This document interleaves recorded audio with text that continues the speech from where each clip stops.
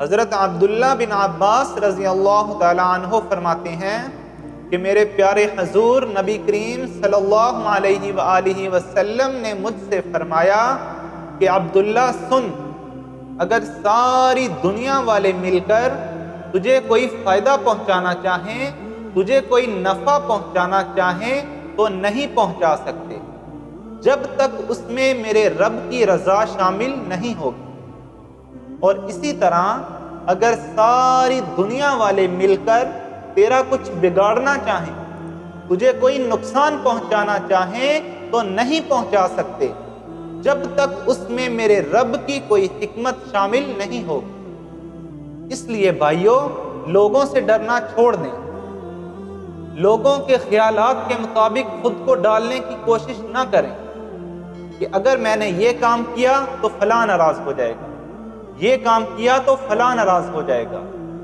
کوئی ناراض ہوتا ہے ہو جائے، لیکن اللہ اور اس کا رسول ناراض نہیں ہونے چاہیے۔ آپ صلی اللہ علیہ وآلہ وسلم نے ارشاد فرمایا کہ اگر تم بندوں کو راضی کرتے کرتے اللہ کو ناراض کر بیٹھے تو یاد رکھنا کہ اللہ رب العزت لوگوں کے دلوں میں تمہاری نفرت پیدا کر دے۔ اور ہاں، اگر تم نے لوگوں کی ناراضگی کی پرواہ نہ کی،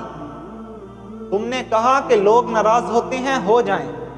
رشتہ دار ناراض ہوتے ہیں ہو جائیں، لیکن کبھی اللہ اور اس کا رسول ناراض نہیں ہونا چاہیے۔ آپ نے صرف وہ کام کیے جو اللہ کو پسند ہے،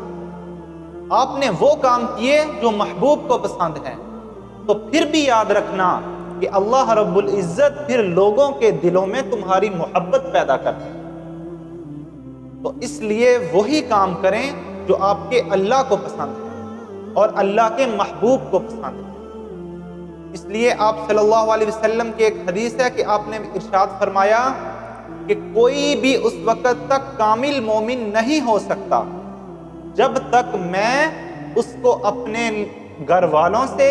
اپنے والدین سے، اپنے بیوی بچوں سے اور تمام لوگوں سے زیادہ محبوب نہ بن جاؤں۔ اس لیے بھائیو، محبت صرف اپنے نبی سے کریں۔ اگر نبی راضی ہے تو اللہ راضی ہے، اور اللہ راضی ہے تو سارا جہاں تم سے راضی ہے۔ اللہ رب العزت سے دعا فرمائیں کہ اللہ ہم سب کو اپنی سچی محبت نصیب فرمائے اور اپنے محبوب کی سچی محبت نصیب فرمائے اور اپنے محبوب کے بتائے ہوئے طریقوں پر چلنے کی توفیق عطا فرمائے۔